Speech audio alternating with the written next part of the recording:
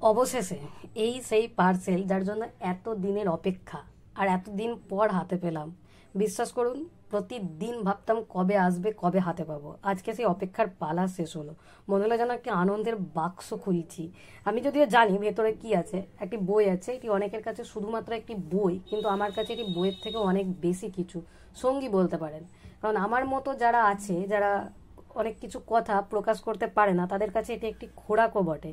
অয়নবাবু, আপনাকে অনেক ধন্যবাদ।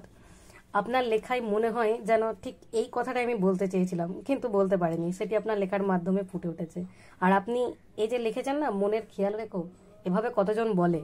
তো আপনাকে অনেক ধন্যবাদ এত সুন্দর একটি বই আমাদের জন্য উপহার দেওয়ার জন্য।